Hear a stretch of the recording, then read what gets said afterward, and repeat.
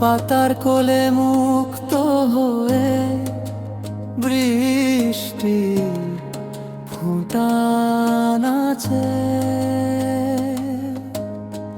দূর আকাশে রঙিন মেঘে গল্প ভেসে আছে। কোনো প্রকারেই যেন শান্তিতে জীবনযাপন করতে পারছি না। মানে বৃষ্টি জল কাদা লেগেই আছে। আর রোদ্দুর যেদিন উঠছে, মানে একটু আধটু যেদিন রোদ্দুর উঠছে সেদিন হচ্ছে ওই চৈত্র বৈশাখ মাসে যে গরমটা লাগে সেই রকম গরম দিচ্ছে।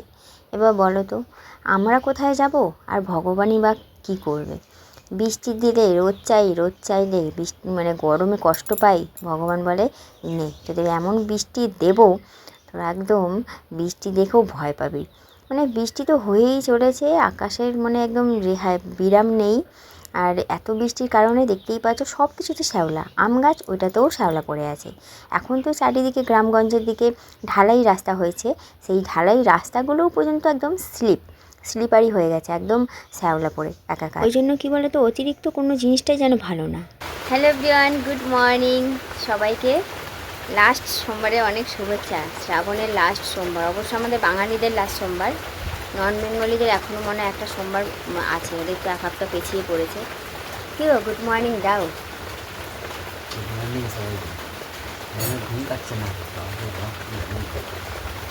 আর বাইরে বৃষ্টি মানে কাকে বলে, বৃষ্টি তো কোন জন্মে শুরু হয়েছে শেষ হওয়ার নাম নেই।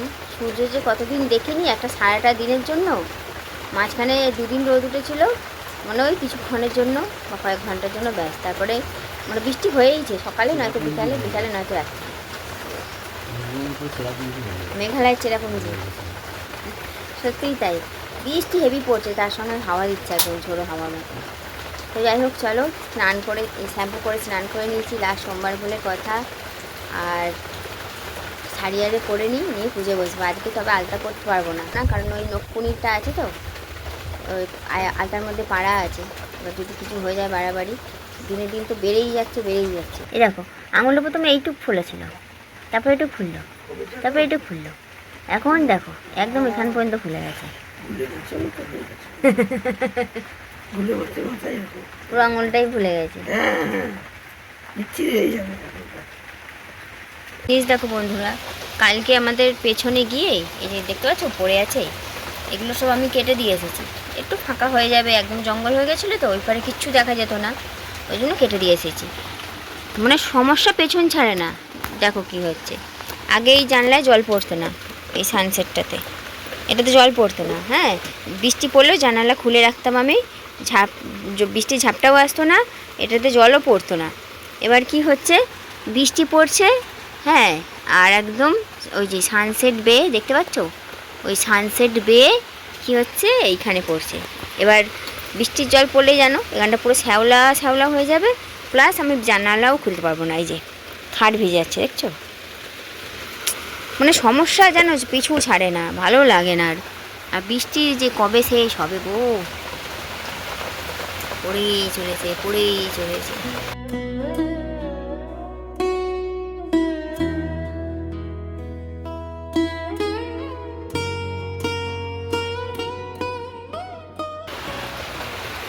একদম শাড়ি পরে রেডি হয়ে নিয়েছি, প্রথম সোমবারে যেই শাড়িটা পরেছিলাম ওইটাই পরেছি এই যে।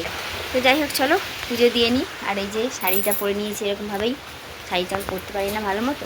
বরকে বললাম যাও মাকে রান্নার জোগাড় করে দাও, আজকের ওই এক তরকারি হবে, সোয়াবিন আলুর তরকারি হবে, ভাত হবে। আর আমার দেওর গেছে তারকেশ্বরে জল ঢালতে, গতকাল গেছে দুপুরবেলায় বেরিয়েছে, এখন ফোন করলো, বললো লোকনাথে জল ঢালা হয়ে গেছে। তো যাই হোক, বাবাও কাজে যাবেন আজকে, বর বেরোবে বেলার দিকে বেরোবে। চলো যাই পুজো দিই। হ্যাঁ, কত বড় আলু কাটো গো, সবিনের আলু আজকে দেখি। হ্যাঁ ঠিক আছে। এদিকে দেখো, শিব পুজোর জন্য সব ফুল নিয়ে চলে এসেছি। এইটা আমাদের গাছের, আর এই যে বেলফুল, আকন্দ ফুলের মালা, এগুলো সব কালকে বাজার থেকে এনেছি। এই যে এতে আছে ফুল মালা, এতে আছে ফুল, এতে ফুল। আমার বর জানে তো, সব পারে, সব করে। এই যে আমার বর কিন্তু আমাদের বিয়ের আগে ওর মাকেও ঠিক এভাবেই হেল্প করে দিত পুজোর সময়। লক্ষ্মী পুজোয় তো ও সব কিছু করতো, ভোগ রান্না থেকে শুরু করে ফল কাটা সব কিছু জোগাড়জান্তি করে দেয়া, মা শুধু পাঁচালি পরে পুজো করতো। এখনও ও স্নান করে চলে এসেছে, আমাকে ফল কেটে জোগাড় করে দিল। আর বলে আমাকে স্নান করাতে করাতে তোমাদের একটা ছোট্ট কথা শেয়ার করি, নাহলে তোমাদের বুঝতে অসুবিধা হবে। তোমরা তো জানোই যারা পুরনো ভিউয়ার্স, রোজ ভিডিও দেখো, যে অ্যাপয়েন্টমেন্ট আমরা পাচ্ছিলাম না। সেদিন আমি ভোলে বাবাকে, সেদিনও সোমবারই ছিল, যে ভোলে বাবা আমি যেন অ্যাপয়েন্টমেন্টটা পেয়ে যাই আর মন ভরে তোমাকে পুজোটা দিতে পারি শান্তি করে। তো বলার পরেই কিন্তু আমাদের ফোন কলটা লেগে গেছিলো। ওই জন্য ভোলে বাবাকে বলেছিলাম যে ভোলে বাবা তোমাকে বলাতেই কিন্তু ফোনটা লাগলো, আমরা অ্যাপয়েন্টমেন্ট পেলাম। তাহলে লাস্ট সোমবার কিন্তু আমার বর তোমাকে নিজে হাতে করে মালা পরিয়ে দেবে। সবসময় তো আমিই পরাই, এবারে ও পরাবে। ওই জন্য মালা এনেছি এক্সট্রা করে। আমার বরকে বলেছি এবারে তো শেষ সোমবার, আর ভোলে বাবাকে তুমি নিজের হাতে করে মালা পরাবে, বুঝলে, এই হচ্ছে ব্যাপার। ওই জন্য ওকে বললাম স্নান করে ঝটপট চলে এসো। ও কিন্তু স্নান করে রেডি হয়ে আমাকে ফল আরে কেটে জোগাড় করে দিল। এবারে দুজনে মিলে পুজোটা করে নেব। ওম নম শিবায় ধ্বনি উঠুক প্রাণে, ভোলে বাবা থেকো তুমি আমারই শোনে। দুঃখ যত দূরে যাক তোমার আশীর্বাদে, শান্তি খুঁজি শুধু তোমারই সাধনায়। ডমরুর সুরে জাগে নতুন ভোর, তোমার নামেই মুছে যায় সব ঘোর। নীলকণ্ঠ তুমি করুণার সাগর। ঘড়ি কাটা 12:30 ঘরে এই মাত্র উপোস ভাঙলাম প্রসাদ খেয়ে। আর এই যে বর আজকে টিফিনে নিয়ে যাবে ফল, ওটা রেডি করে দিয়েছি, এর মধ্যে সব ফল আছে, মিষ্টি আছে। আর এই যে দেখতে পাচ্ছ আমার বরের খাবার হচ্ছে ডাইনিং টেবিল, এই কাঠটা চেয়ারে রেখে খায়, সয়াবিন আলুর তরকারি আর ভাত। তো এই যে দেখো, প্রত্যেকবারে শ্রাবণের সোমবারগুলো তো একই রকম কাটে, এবারেও তাই। এই যে দইয়ের ঘোল, টক দইয়ের ঘোল বানিয়ে নিয়েছি। নিন মাম, আমার থেকে একটু নিও। আগেই ফল প্রসাদটা খাই না কেন বলো তো, আমি খালি পেটে ফল খেয়ে দেখেছি আমার গ্যাস হয়ে যায়, পেট কেমন কেমন যেন একটা হুড়ুর গুড়গুড় আওয়াজ করে। ওই জন্য মাঝখানে এই যে ফল খাওয়ার আগে দইয়ের শরবতটা বা ঘোল যাই বলো এটা খেয়ে নিই, তারপরে 1-1.5 ঘন্টা পর ফল প্রসাদটা খাই, তাহলে আর কিচ্ছু হয় না, গ্যাস অম্বল হয় না, আর পেটের কোনো সমস্যাও হয় না। কী গো, তোমাকে বলেছি বাসন ধুতে? হ্যাঁ, বাসন ধুচ্ছি কেন?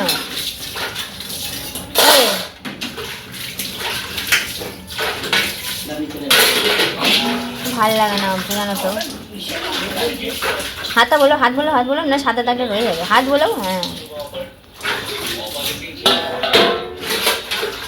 হাত না বলে না সাদা দাগ রয়ে যাবে। যাও। একভাবে এক নাগারে বৃষ্টি পড়েই চলেছে, বাইরে তো একদম ঘুটঘুট করছে অন্ধকারে, দেখতেই তো পাচ্ছ এই যে বৃষ্টি পড়ছে, মানে বৃষ্টি যেন থামছেই না।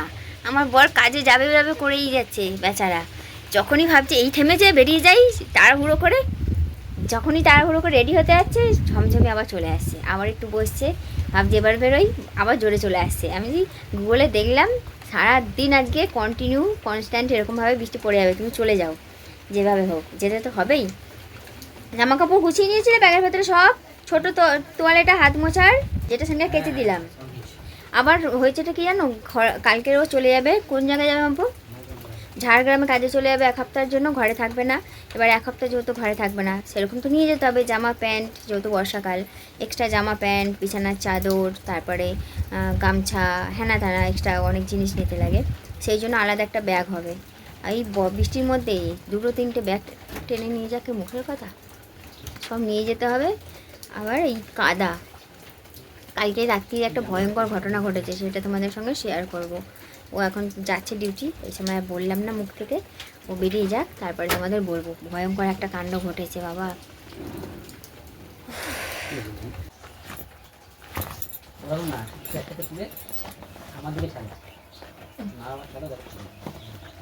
ঠিক আছে।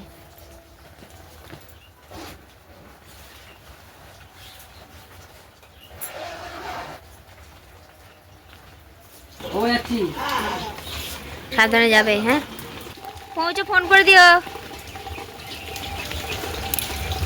আমিও বেরিয়েছি, একটু দেখি আমার বরটা কত কষ্ট করে যাচ্ছে গো। এই জীবন, এই কষ্ট থেকে ভগবান যে কবে রেহাই দেবে। দেখো উঠোন পুরো কাদা কাদা কাদা কাদা।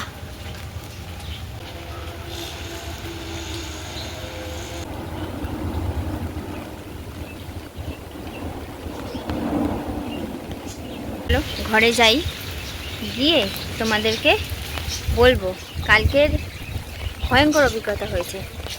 আর এতটাই কষ্ট হয়েছে, মনে হচ্ছে যেন এই জীবনটা যেন না থাকুক। এটাই ঠাকুরের কাছে প্রার্থনা করি। এক্ষুনি মুখ থুবড়ে পড়তাম, তার মধ্যে নকুনিটা আছে। আজকে আমার জীবনটা চলে যেত একদম ব্যথায়। যে স্লিপটা খেলাম। প্রচুর বৃষ্টি হচ্ছে জানো, দমকা মেরে মেরে ঝড় হচ্ছে। এবার স্লাইডিংয়ের কাঁচের মধ্যে না করে আওয়াজ হচ্ছে, যেভাবে ঝড় কালবৈশাখী ঝড়ের সময় হয় তেমন আওয়াজ হচ্ছে। এই তো বৃষ্টি, তার মধ্যে যেরকম ঝোড়ো হাওয়া দেয়। আবার আছে সঙ্গে দুটো ব্যাগ, অনেক কষ্ট হবে যেতে আজকে। যাই হোক, ওকে পৌঁছে বলেছি, পৌঁছে ফোন করে দিও। আর ফল যখন খাবো, খেতে খেতে তোমাদের গল্পটা বলবো কালকে কি ভয়ঙ্কর অভিজ্ঞতা হয়েছে। মনে হচ্ছে যেন যে আমরা মানুষ পাপ করলে মরার পরে যে নরকে গিয়ে যেই শাস্তিগুলো ভোগ করে না, গরুর পুরাণে লেখা আছে, মনে হচ্ছে ওই ধরনের শাস্তি আমরা বেঁচে থাকতে উপভোগ করছি। উপভোগ বলবো না তো কী বলবো বলো, ভোগ করছি। কালকের যা হয়েছে, যা হয়ে চলেছে আমাদের সঙ্গে প্রতিনিয়ত, মানসিক যন্ত্রণায় ভুগছি আমরা, বুঝলে। কেউ পারবে না এই যন্ত্রণা ভোগ করতে, পাগল হয়ে যাবে, মেন্টাল হয়ে যাবে। আমার বলে আবার মালাটা নিজের হাতে করে সুন্দর করে ডিজাইন করে বানিয়ে দিয়েছি, কেমন লাগছে বলে তো। আসলে হলুদ মালাটা এনেছিলাম না, ওটা ছোটো হয়ে গেছে। আমি আমার বলে আবার গলায় ওইটুকু মালা দেবো, কেমন একটা লাগবে, ওই জন্য বেল ফুলের মালাও এনেছিলাম।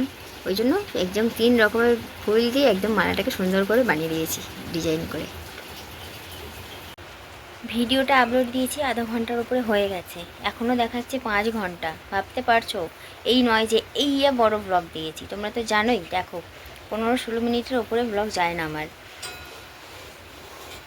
এই ঘরের ভেতরে টাওয়ার পাওয়া যায় না, কি জানি কি হচ্ছে। এই বৃষ্টি পড়ছে অযোধ্যারায়, এর মধ্যে আমাকে ছাতা নিয়ে এখন বাইরে ঘুরতে যেতে হবে, বুঝতে পারছো, ভিডিওটা আপলোড দেওয়ার জন্য।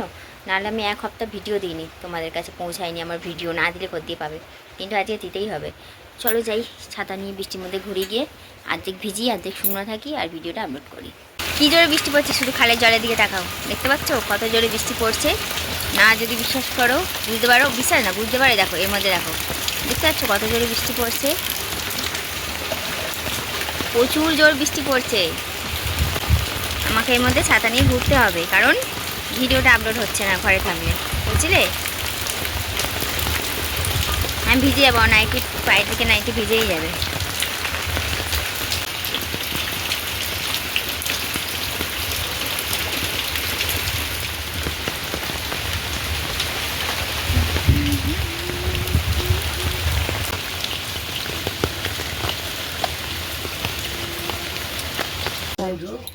এই যে সাবু ভিজিয়ে দিয়েছি, দেখো এখনই দেখো জলটা নিলে, বেশি জল ভালো লাগে না, জল দিয়ে এখানে সাবু ভিজিয়ে দিয়েছি। আর এই যে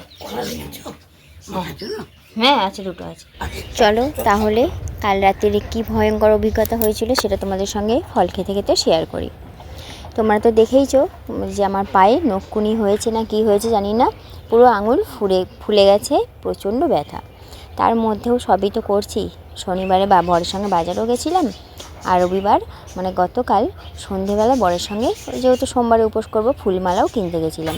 ও বলছিল আমি যাই, তোমাকে আর যেতে হবে না। তাই আমি বলছি না আমি যাব, কারণ ও চলে যাবে বাইরে 1 সপ্তাহ, বাইরের কোনো কিছুই দেখতে পাবো না। তারপরে ও যাবে একা, ওই জন্য না আমিও যাই।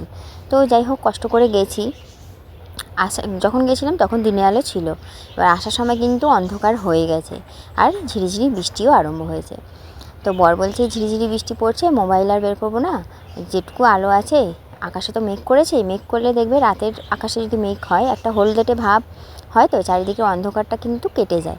তো বলছে যেটুকু আলো দেখা যাচ্ছে চলো এতেই চলে যাই কষ্টসৃষ্ট করে।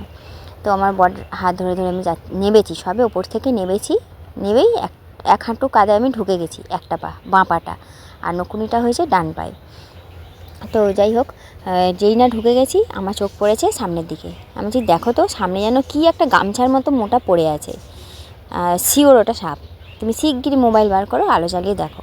তো মোবাইল বার করে দেখছি সত্যি ওটা সাপ, আর বিশাল বড়, বিশাল মোটা একটা সাপ। তো মুখটা যাই হোক আমাদের দিকে ছিল না, মুখটা ছিল ঘাসপালার ভেতরের দিকে। তো আমার বর তাড়া করতে ও ঝোপঝাড়ের দিকে হুড়হুড় করে মানে দৌড় মেরেছে, চলে গেছে। সেই মুহূর্তেই আমি তো ভয় পেয়ে গেছি, বুঝতেই পারছো। সেই মুহূর্তটা আমি এখন বলছি নর্মালভাবে, কিন্তু তোমরা একটু ফিল করো, আমার জায়গায় তোমাদেরকে রেখে একটু ফিল করে ভেবে দেখো যে সেই মুহূর্তটা আমার কি হতে পারে, বা আমাদের দুজনের কি হতে পারে। এমনি পায়ে ব্যথা, একটা পা গর্তের মধ্যে, এক হাঁটু গর্তের মধ্যে ঢুকে গেছে। দৌড়ে এসেছি সাপটা দেখে, মানে জুতো রয়ে গেছে গর্তের ভিতরে, আমি দৌড়ে চলে এসেছি। আবার সাপটা চলে যাওয়ার পর হাত ঢুকিয়ে হাতড়ে হাতড়ে জুতোটাকে খুঁজে বের করেছি। সেই যে ব্যথাটা আরম্ভ হয়েছে, নখকুনির ব্যথাটা, মানে ওইখান থেকে আমাদের ঘর পর্যন্ত আমি কাঁদতে কাঁদতে এসেছি। কোনো রকম মানে হামাগুড়ি দেওয়া, প্রায় আমি হামাগুড়ি দেওয়ার মতন অবস্থায় বরের হাত ধরে ধরে ঘরে এসেছি। এসে তো মানে বীভৎস ব্যথা আরম্ভ হয়ে গেছিলো। তারপরে ফ্রিজ থেকে আমার বরফ দিয়ে ঘষতে ঘষতে জায়গাটা একটু মানে ওই অবশ যে ভাবটা সেটা এসেছে, ব্যথা ভাবটা কমেছে। তারপরে গিয়ে আরাম পেয়েছি। শুধু ভাবো ওই সাপটা যদি কোনো বিষয়ধর সাপ হতো, বা বুঝতেই পারছো কেউটে, গোখরো এরকম টাইপের কোনো সাপ হতো, আমাকে তো ওখানেই একদম শেষ করে দিতই, দৌড়ে পালানোর কোনো উপায় রাখতো না। আর কী যে হতো ভগবানই জানে। কিন্তু ওইটা বিষাধর সাপ ছিল না, ওটা ছিল জলেরই কোনো সাপ, তবে বিশাল মোটা ছিল। কোনো কিছু খেয়ে মোটা হয়েছে কি না, ও বয়স হয়ে গেছে মোটা সেটা জানি না, কিন্তু বিশাল বড় আর ভীষণ ভীষণ মোটা ছিল। এই হচ্ছে অভিজ্ঞতা। ঘড়ি কাটা 5:30 ঘরে। ভাইও এখন এলো না, তারকেশ্বরে গেছিলো। ভাইও এখনও এলো না। বরকে ফোন করলাম, বলছে এই সবে ধর্মতলায় যাচ্ছি একটা কাজে। ভালো লাগে না। ওকে বললাম যে আজকে দিনটা তাড়াতাড়ি এসো, এত জল কাদা ভালো লাগছে না। শুনলে তো তোমরা। বললাম কি হয়েছিল, আমার ভয় লাগছিল, ভালোও লাগছিল না। এরকম কষ্ট আজকের দিনে দাঁড়িয়ে কেউ করে না, আর করবেও না। এটা বারবার বলবো, এরকম রাস্তাঘাট কোথাও নেই, এরকম দশা কোথাও নেই। অনেক পাপ করেছিলাম, ওই জন্য মনে হয় এই শাস্তি ভোগ করতে হচ্ছে। সাবু মাখবো, ওই জন্য সব কিছু রেডি করে নিয়েছি। আচ্ছা, আমরা তো শ্রাবণ মাসে উপোস করলে কী খাচ্ছি তোমরা দেখছো, কিন্তু তোমরা উপোস করলে কী খাও সেটা আমাকে কমেন্ট করে জানাও, নাহলে জানবো কী করে। তো এই দেখো সাবু একটু বেশি হয়ে গেছিলো, এই জন্য বাটিতে করে তুলে রেখে দিয়েছি। এটা কালকে কিছু একটা বানাবো। এইটা আমার বরমশায় তুলে রেখেছি, আর বাকি মায়ের, ভাইয়ের, বাবার ওদের দিয়ে দিয়েছি, ওরা খেয়েও নিয়েছে। আর এই যে বাটিরটা আমার নিজের বেলা দেখবে, আর সেই সাজিয়ে গুছিয়ে বাটিতে করে একদম নিতে ইচ্ছা করে না, ওই জন্য যেটাতে মেখেছিলাম ওইটাই নিয়ে নিয়েছি।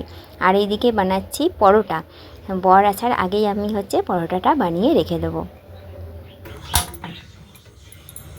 মহারাজা এসেছে, 8:30 বাজে। ভেতরে ভালো করে ঢোকাও, নয় পড়ে যাবে। পরোটা কমপ্লিট হয়েছে, রান্নাঘর মুছছি, আর এই যে তরকারি গরম বসিয়েছি তার মধ্যে এসে গেছে। ফাইনালি এই যে বাটি ধরে নিয়ে বসে পড়েছি। বর এসেই গেছে স্নান করতে, যেহেতু রেনকোটটা নোংরা হয়েছে, কাচতে হবে। তারপরে যে জামা প্যান্টগুলো গেছিলো সেগুলো বললাম ভিজিয়ে রেখে দাও, রেনকোটটা কেচে দাও, কারণ রেনকোটটা কালকের তো সকালে লাগবে। কালকে সকাল 8:30টার সময় কাজে বেরিয়ে যাবে, আসবে সেই শুক্র শনিবার। ও গেছে স্নান করতে, আর আমি খাচ্ছি। আমি আর পাচ্ছি না, চোখ বন্ধ হয়ে যাচ্ছে, তোমরা দেখে বুঝতেই পারছো। আমার বর বলছে আমার জন্য বসেছিলে কেন, আমি বলছি তোমার জন্য আমি বসে নেই, আমি খেয়ে নিলে কাজ করতে পারতাম না, ওই জন্যই আমি এতক্ষণ ধরে না খেয়েছিলাম। কাজ করে নিয়েছি, এবার বসে বসে খাবো। কিন্তু বিশ্বাস করো এখান থেকে নামছে না, এখান থেকেই তার আগেই মনে বেরিয়ে আসছে। সেই সকাল থেকে তো যা খাচ্ছি মিষ্টি, ফল প্রসাদও খেয়েছি মিষ্টি।